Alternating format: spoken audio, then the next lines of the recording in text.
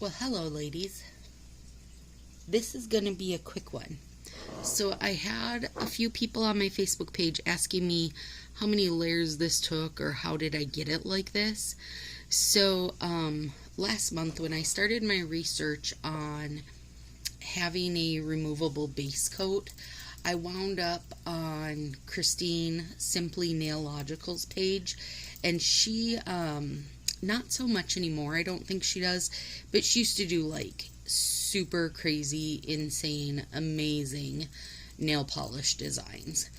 But anyway, she was testing, I don't know, like 5 or so removable base coats, and so her fingers, she'd have like just a solid color and a glitter and compare how the base coat's removed.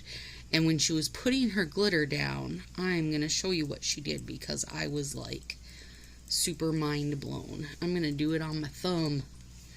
So this is my Northern Lights top coat bottle that I just poured in a whole bunch of glitters and clear coats. Mixed it into a big mess. Okay, so first things first, we're just going to put down some, whatever sticks. It doesn't matter. And then this is a makeup sponge. And now we're going to take this, and drop it on my napkin, I guess. This is why I put a napkin down, though, because when I was doing this, I learned that I get a lot of drops.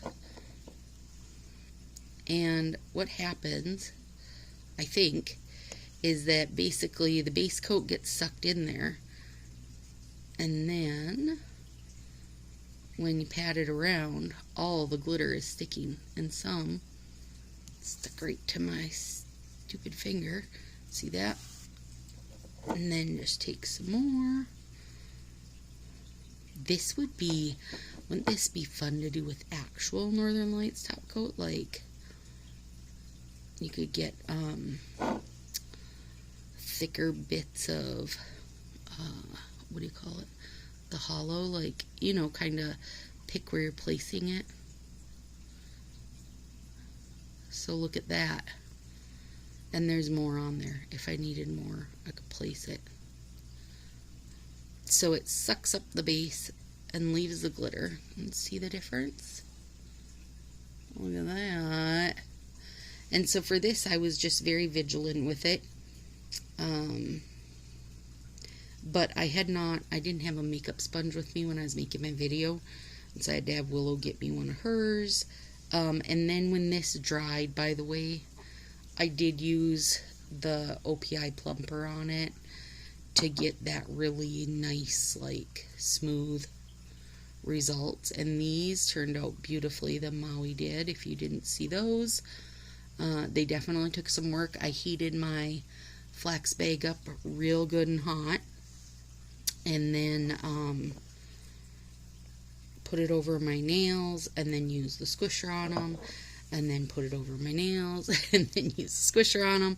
Like, it was a many times process, and as I was getting them straightened out, then I would use a little top coat on them to help get them smoothed down, and my squisher after the top coat set up, and while they were warm from the flax bag. It was definitely a process, but you guys, it was so worth it because Maui's so pretty. But I know for sure now, the next time that I use those Maui's to get them used up, I will like 100%, I will use them as slants, because I feel like when stuff's dried out, it's easier to work with it if it is a little slant. Couple little glitters there. So there you go. That's how you do it, you guys. Super easy peasy. Nothing to it if you want to give it a go. And if you have any questions, just let me know. But there they are today. I'm very, very happy with them. Super happy. Have a good one, you guys. I'll see you Thursday.